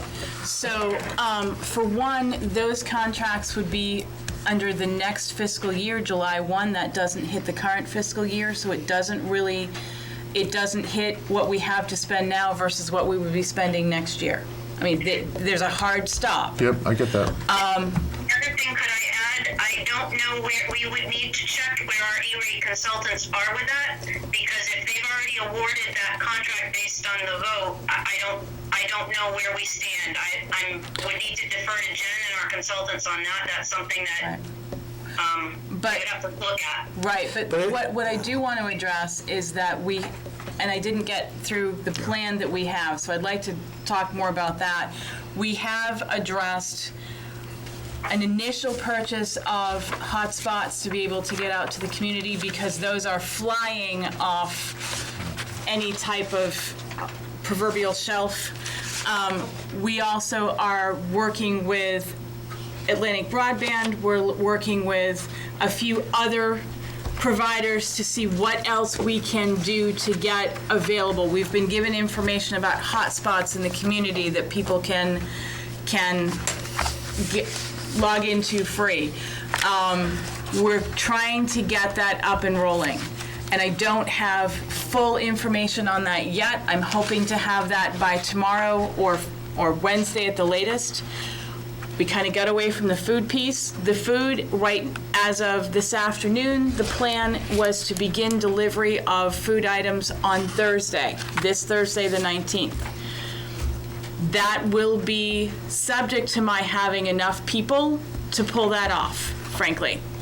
And so that's going to be as we go. I need to make sure that Fresh Picks has enough people here to actually be able to do the gathering, the putting together, the preparation, the packaging. That has to be done under their food handlers licenses, and then I can have able-bodied volunteers load them onto the bus. The buses need to be driven by my drivers. So that's one piece. We are looking at how we're going to get Chromebooks out to people, and do we do that through a staggered times that people can come in and pick that up, sign those out, sign the agreement saying, yes, I recognize that I have a piece of your equipment that you are expecting back, and then get those out to people who need them. Right now I have a phone survey out. If you're listening, or it is 755-8211 for you to call in and let us know if your student needs access to a Chromebook, and or if you need access to internet connection in order to be able to pick up with remote learning, should we be able to do digital moving on Monday. Okay. So if you call that line, it will record. Please give us your name, your number, which or both that you need, and your student grade and name would be very helpful, although I forgot to put that on the message, so if you don't put it in, we'll find it. But that gives us the ability to make sure that we have that. Right now I have this afternoon it was about 45 community members who had called in and indicated need. I've had probably about another 10 come across my phone as I'm watching, because I get notifications that they're coming in. Need for Either a Chromebook or internet at home. I anticipate that as more people are working from home, they're working remotely, that the computer that they have at home that they think they can be using for students may now have some competition, and we may have additional people who are saying, and we also now need a device. So please let us know. And we are working on what that distribution is going to look like, and whether or not we can also say, we'll have your students, if you come to pick up a Chromebook, give us a name, we'll go get a bag, here's your student stuff too. We'll see if we can do some of that at the same time. We have some logistics to work out. So online learning is planned to start next Monday? Our goal is online learning, I will say remote learning, whether it's online or whether it's by packets that we're dropping off at the end of driveways, which is it's the likelihood that we're going to be using that for grades probably K through 6 anyway, where we can augment and supplement with additional materials online for those who have connectivity, we will. I'm hoping to be able to do primarily digital from 7 through 12, but again, I also know that that's not going to be absolutely assured that everybody's going to have connection, even if they have a device in front of them. So we need to follow that up, and we'll be doing, for at least the first week, paper as supplement until we get a sense of what we can do. But in order to do that, I'm also going to have people who can help produce those packets. We already have tables lining the hallways of, here's this grade's pieces, we're pulling these together to start that process. Okay, so on Monday, I'm just trying to summarize what you've said. You're planning to have remote learning. For all students. K through 6, paper-based. And 7 through 12, electronic with supplemental paper initially, to make sure that those people who may have connections initially will still have that information, and try to get everybody online, if possible, 7 through 12. I would like to be able to do that, yes. Okay. Yes. So that's the goal. So for people at home, parents at home, this is what we're target for, is Monday, K through 12, with remote learning with paper, and 7 through 12 with online with supplemental paper. Yes. So if you would take a look at what you have there in front of you, this one, okay? And this will be going up on the website, probably live tonight or first thing in the morning. This is our closure and remote learning operational contingency plan. I have this one, and then the other piece that you have is our flexible learning plan that covers 3 different pieces. Okay, so this one. This one. Is it currently online? It will be probably first thing in the morning. Okay, so parents online, hopefully tomorrow will be able to log on to read this plan, remote learning plan. Yes. This covers what we need to have for operational contingencies, not just for remote learning. This covers a number of things. So I'm going to start us with the table of contents. We have best hygiene practices, what we're doing with our custodial service. Was that a question, Mr. Shagnon? If I may. Go ahead, Joel. It'll be online for people who can access it online. Are you doing paper copies that can be picked up from folks, by folks? People can pick up paper copies, yes, and we can put paper copies in the packets that go home, provided I can get the packets home. Okay. Yes. So maybe that would be something that we want to do on the initial Monday, if we could include this with every packet, then they would at least either have it online or a written copy. Okay. And it may be more germane to do the excerpts that are specifically toward the learning part of it, because this also covers business office and other pieces that, while maybe riveting, might not be the first thing that people want. Just saying. So custodial services, classrooms, what we have done as of today, we have implemented several other pieces of purchasing additional supply of cleaning products. We have additional spray bottles for disinfectant cleaners, hand sanitizer, protective personal equipment. We've altered cleaning routines for disinfection. High-touch areas, bathrooms, desktops, door handles take priority over other routine cleaning. Classroom teachers have access to disinfectant bottles and wipes, hand sanitizers. Mandatory in-depth training session conducted with all custodial staff today to reinforce proper disinfection techniques on surfaces, bathrooms, and dealing with bloodborne pathogens. We've asked staff members, and I actually had to find my desk tonight too, clear off all desk surfaces each night for disinfection.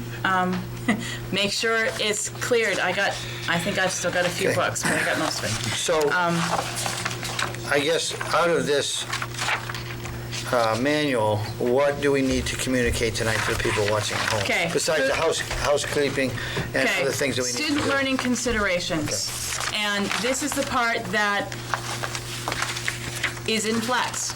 Okay, so right now, on March 15th, the governor announced that all New Hampshire schools would be closed this week in preparation for moving to a remote learning model by March 23rd through April 3rd. That was a declaration by the governor that was made yesterday. The length of the remote school model will be revisited by the state and may continue beyond the April 3rd date. Our commissioner has thrown out as long as the end of the semester. Although we don't know, actually that was the governor, we don't know that for sure. Okay. But right now, it's a minimum. Right now, it's through April 3rd. Starting next Monday. Yes, and for 2 weeks thereafter. 2 weeks thereafter. Professional staff development is planned for this week to give teachers an opportunity to prepare. We did some training today around tools that can be used to deliver remote instruction. And then this week is in working out the logistics of how we get everything to kids. We are looking, all grades will have the option for paper or non-digital work, as we recognize there may be challenges with connectivity, at least at first. Grades K through 6 will primarily use paper with the option of hybrid models as we can. Grades 7 through 12 will use primarily digital resources with the option of hybrid models going to paper. At this time, our plan is to be dropping off student learning packs to students on Mondays and Wednesdays and picking up completed work on Tuesdays and Thursdays. The first week, there will be no Tuesday pickup on the 24th. We're not expecting a one-day turnaround. If you're doing work digitally, obviously it would be returned digitally. If you're doing work on paper, the paper airplanes don't work. We'll come get it.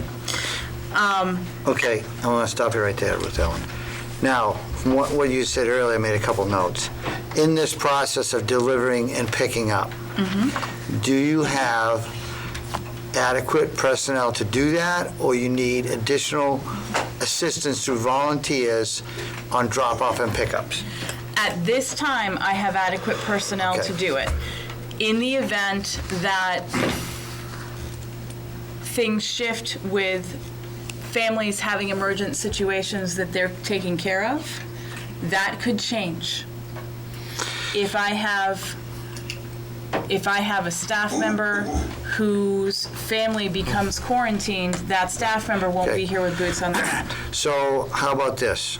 Currently, we have adequate staff to do this. Yes. But would we be looking for a potential list of volunteers to backfill as necessary? That would be wonderful. Okay, so then I'll say this to the community that's listening. Thank you. That if I'll you try have working. time and availability and would like to be considered for assisting in some of the additional duties that we're going to have to do, such as copying, delivery, and any other additional tasks that we may need, please, I guess, who do you want them to contact? Email? At this point, I would say call the SAU office, 755-2627. We'll put together a centralized list. Right. I would also, I would suggest emailing first, if that's possible, because it's easier to keep track of that information you provide. Phone numbers and so forth. If you're not able to, then phone. Let me follow up with an email address out to Facebook tomorrow, because I need to potentially figure out what, it can't be mine's fault. But either way, we'll let you know what's the best way to contact to see if you're able and willing to assist in some of these additional duties that we may need help for. I'm going to, give me 1 second. I'm going to go Tim and then some audience. Okay. Quick comment to the board. We want to tell the public that's listening, the public that are here tonight, that as information and decisions that are going to be made, this is where you go. And preferably, my recommendation is going to be the SAU website. That information is shared to the Facebook pages. And again, in non-public, we'll talk about things such as setting up emergency emails, phone numbers. You've already briefed me on some of the phone numbers that have set up. But I really think as a board and as administration, we have to get the emergency plan down, understood by everything, so everybody's on the same page, and communicate that out to the public. So am I correct in telling the public that our portal or our direct line of communication is going to be sau61.org? Yes, and there will be paid. Jen, do you want to speak to that? So what I set up is I set up a you- ticketing Come system. to a You mic. want me to come up over to the mic? I'm trying to social distance. Sorry. Oh, you're good. Can I just say, as a, Go on ahead, behalf Pat. of the Go ahead. building-based admin, Please come up to the mic, sir. Folks at home can't hear you. Right. sorry, Matt Castonguay, principal of Henry Wilson. You have your building-based administrators over in the corner absolutely shaking their heads over what's being discussed right now. We have a virus outbreak going on, and we are very skeptical about having more people in our schools. We are feeling that we need to look at keeping our staff safe. We need to look at keeping ourselves safe. And Can I stop you for a minute? I respect what you're saying, and part of my motion at the end of this meeting is going to go into a non-public with administrative and staff and prepare the emergency planning and listen to exactly what your concerns are and come out with a definitive plan. What I'm trying to do tonight is we have a room full of people with a virus that's out there that if there's no questions or concerns of the public, I want to clear out the building. And then as a board and as staff members and decision makers, I want to solidify our plans because it's immediately apparent to me at least that some of these discussions have to be held and we have to give a direction. So as we take the public and send them out, I want them to know tomorrow, where do you look for information? And the superintendent has done a phenomenal job of getting information out, but I just want to reassure those resources with the public. What you're saying tonight, if you don't mind me calling me that, is important. well, I'm just letting you know how the admin team's feeling And right I now. want the admin team here. with this I want part of that conversation. And the other person that, in my motion that I want here too is Mrs. Vashon as president of the union. Is Debbie here? Debbie, is there No, another she's not. representative from the para? No. Okay. But I want to take that administrative team, I want to take the union, I want to take the board in a meeting, brief us all of exactly where we are, where we need to go, and give the public answers and tell them the direction we're going. And I'm seeing a lot of discussion that doesn't need to be held here in public right now.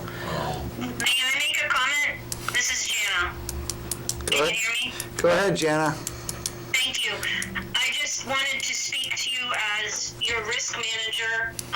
That's my role in the district, and I think that everything Mr. Brown said is absolutely correct. We need to get together and do the planning. I think it's wonderful if people wish to volunteer, but I strongly recommend that this board and the administration work right now at limiting access to the building. Please email, please call. If we need you, we'll reach out, but please don't stop Don't by show up, no. because most places are limiting external contact to protect the people that are up and able to work in the building themselves. That's my perspective as your risk manager, and you can take that for what you will. Yeah, thank you, Jana. I mean, and both Ruth Ellen and I have said that if somebody is able to volunteer, that please contact them via phone or email. Hopefully by tomorrow, there will be an email set up. Ma'am, if you'd like to come up, I know you had your hand up, and also Jen, but go ahead and speak, and then we're gonna. I had a concern about the risk piece of it. We need you to a mic. Sorry. I just had a concern about the risk piece of it and the volunteers as far as not even coming into the building, but maybe delivering, learning where students live. That was the only concern I had. Because I would volunteer in a heartbeat, but I'm afraid that there might be a risk. Those are logistics that the SAU will have to figure out. I'm just putting it out there because we may not need any volunteer help. Right. But based upon what tasks need to be done and based upon what Ruth Ellen had indicated, I just wanted to put that out there to make a conduit for people to at least raise their hand, say, I'm available, whether or not they're needed and how they will be, and whether or not they'll be here, they'll be on the road, or they'll just be on call. And I would say, just so that people understand, my use of volunteers there would be, you can pack a bus, you can run off copies, but anyone who would be going to student homes would be a staff member. Yeah, absolutely. So, Pam, do you mind sharing your name, please? Pamela Mercer? so Jen, could you come up and answer the question that was asked? I don't remember exactly what it was. That was my question. She does. Go ahead. So I've been working over the weekend creating resources, setting up 2 websites, one internally for staff that will be going live tomorrow so that staff can see resources and share resources, one for the families and the community. This one has all the information, including the plan that was brought to you tonight, the what a teacher's schedule, what a day would look like in flexible learning, so they have it, but also Pretty much. now as the IT department, we're going to need to support the families at home. So I put together a ticket system for the families at home because they're going to need assistance. A lot of this technology is new. They're not used to all of this. Some are great. So I did put together a tech support email address called communitytechsupport@sau61.org, which will be on the website, and we have set up for them to call into a voice mailbox that myself and my staff will be checking. And we've already created a plan, rotating and checking, because there'll be evenings. And when you say ticket system, that is basically, in essence, when somebody has an issue they need assistance for. Exactly. Correct. We're also setting up nurse lines for access to our nurses. We have a number of these pieces that are part of the plan that's in place. And so while, certainly we have other things that we need to meet as an admin team with the board to work out, there are some public votes that I am going to need you to take that are around payroll considerations that are included here too. So before we go into non-public, or you're looking at then coming back into public, because those are pieces that I'm going to need nailed down sooner rather than later, because I need to know how I'm dealing with being able to make sure that my staff continues to be able to be paid depending upon where things go. But can I just mention where I want the families to know where to find this? So if you're coming to the SAU site in the morning, because it's already there, it's just hidden. When you come to the SAU61.org site, go to For Families, and right underneath it, you will see the Flexible Learning Program. That's where you're going to go, and that's the information for families. So I just want to make sure if you're at home, you know where to find this information. Thank you, Jen. Do you have a question? Mr. Chairman, no, I'd make a motion that we table all of old business. I don't see anything on there that couldn't be addressed either Friday or next Monday or... And actually, D on that is merely informational. That's just telling you when it's happening. So I'd make a motion that we table old Have a business. motion or a second? I'll second that. Ruth, Ellen, do you think that's reasonable? I think it's probably reasonable, yes. Okay, any discussion on the motion, which is to table old business? Not hearing any, all in favor? Aye. So moving along, thank you, Josh. Josh is an affirmative. So moving on to, I guess, Ruth Ellen, the few things you needed to discuss and needed a public discussion on and So if you look direction. at page 13 in this packet, under payroll considerations, Can we be briefed on those in non-public, and then just let the public know that once we come out of non-public on our emergency planning, we're probably going to take some public action in the form of votes. and those will be in public minutes. Yes. And kind of what I'd like to do to the public is, with the permission of the chair, if there's any questions from members of the public that are here, give me the opportunity to take the microphone, ask us those questions. If not, then they're free to leave, and then let's get into the non-public with the staff and the union and go through where we're at, where we're going to be tomorrow, and get the information out to the public as time permits tomorrow, if that makes sense. Okay. Tim's made a suggestion. Your thoughts regarding that, about basically letting people speak and then kind of going to the non-public and then coming back out and addressing the payroll things that we have to do in public after? You feel that makes sense? Are you asking me? Yeah. I just assume discuss it now, but it's okay with me. I think what we could potentially discuss in non-public could affect voting on what she's I asking agree. us to look at. I So I agree. would agree with Mr. Brown. Yeah. Josh, your thoughts? Josh, your thoughts on going He's into not looking at what we're non-public looking at, so. to discuss the rest of the coronavirus stuff versus keeping it out in the open and coming up with... Definitely in favor of going to non-public. I think the emergency planning needs to go in a non-public session. We need to, as soon as possible, release the results of said session to the public. Okay. Okay. Do we have some other non-publics on the agenda? Are those issues that we're going to have to go through? We've got The first is nomination and resignations. nominations. We can discuss non-publicly reasons why we may or may not want to move those. Right. Okay. So, And the second personnel was Right. related to budget. yeah. So we don't even need that now. Right. So we don't need But the either second way, personnel. once we go to non-public, we may want to take the personnel issues and nominations first. If there's people waiting or whatever, may not be. Well, the nominations, If somebody's here in attendance, I'm just saying. But either way, we could deal with that all in non-public, come back out of non-public, deal with what we need to deal with in public, and adjourn the meeting. So at this But, I point, mean, if I may, if we're meeting Friday, you don't have to do your nominations tonight at this point. This was based on the fact that we might not meet. we could theoretically do them Friday. Right. We could.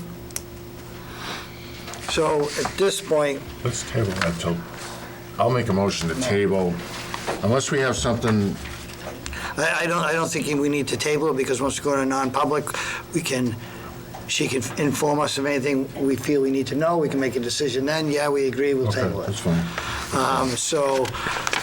At this point, I'm going to open it back up to public participation. Kind of consensus of the board is we're going to allow comment and ask any questions, and then we're going to go into non-public to discuss some emergency planning and hopefully get everything a lot more defined by the end of the meeting. So please state your name for the record and go ahead. My name's Amy Jones. I live on Cherub Drive. Yeah. I just want to say, speak for our paras, who are a really, really important part of what we do as teachers every day. And they're concerned because they are hourly employees, and a lot of them are worried about their jobs, and I would hate for them to not get paid and go find another job, and then we suddenly come back to school and we don't have paras because we didn't pay them while we were out. So Thank you. Go ahead, Tim. I have the same concern, thank you. so Thank you.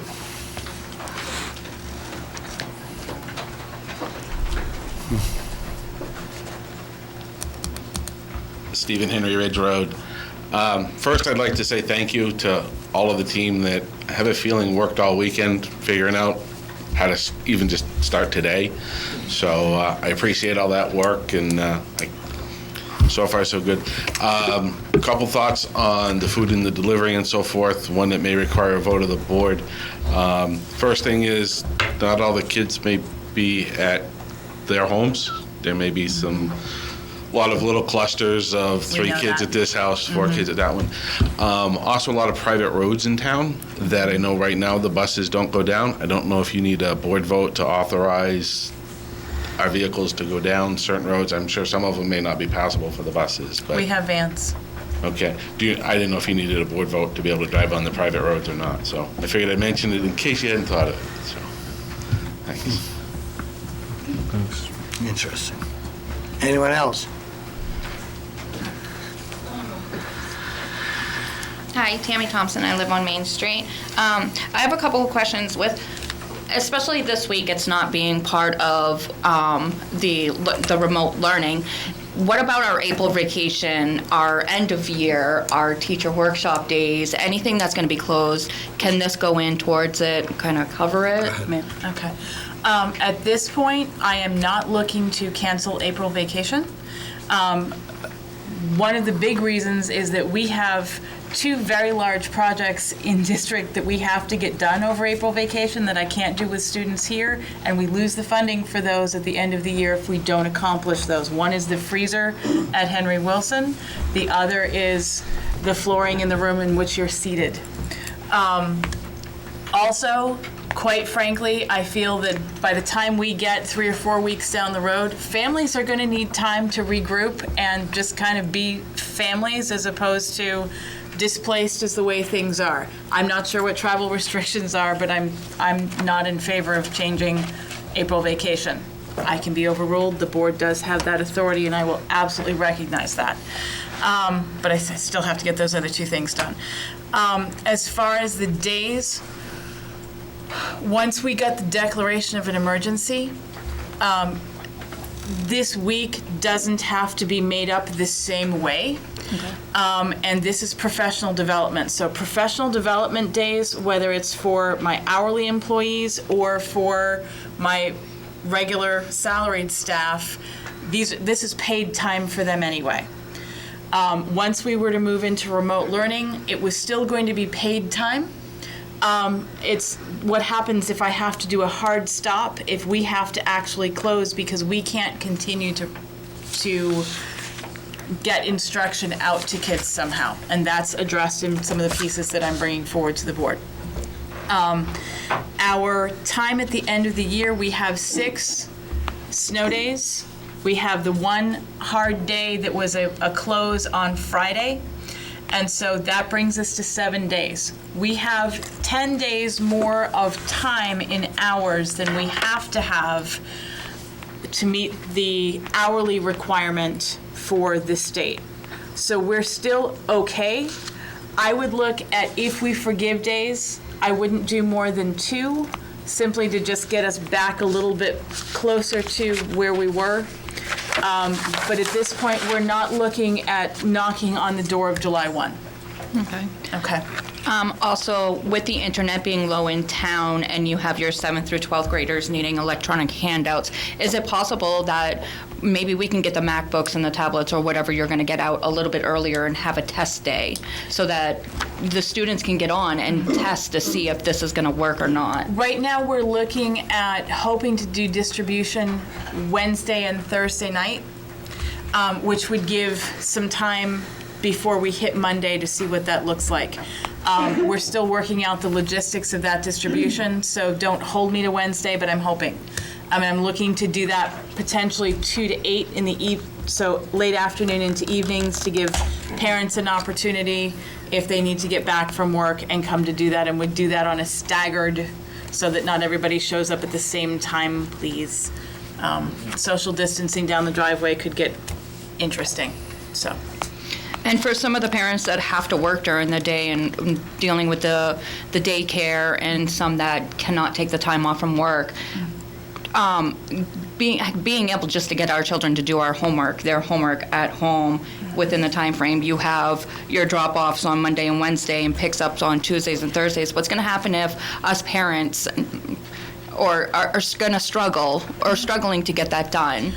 We're looking for attendance participation to count if we have something back at least once a week from a student. So we understand that we might not get, that's why I'm not trying to say I'm going to give it to you Monday and I want it back Tuesday.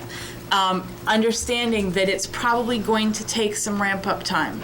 And while the first packet might be done in a more timely manner, I understand that as we get rolling, that might change a little bit because family dynamics may also shift as more people have to remote in and you have more people competing for bandwidth. So we're looking at check-ins and completion of work, but we also understand that we're going to have to be incredibly flexible with what it looks like because we know we're changing what we do. We're assuming that things have changed at home for folks an awful lot too. So we've had the conversation as a staff, it needs to look different. Yeah. Right. And thank you for everything. It's just, up and running in a short period of time. So it's community pulling together. So thank you very much for helping us out. Thank you. Staff has been amazing. Anyone else? Okay, last chance. Mr. Chair, with that, I'll make a motion under 91A3, Section 2:I, that the board, with the administrative staff, Mrs. Vashon from the union, the principals, maintenance, go into non-public for the purpose of carrying out preparation of emergency functions. Sure. And I would just say that Mr. Gordon is admin. So, Okay. thank you. I wasn't sure, but I want to make sure you were included. So I'll second for discussion. Joel? No discussion? Stan? Josh, any discussion?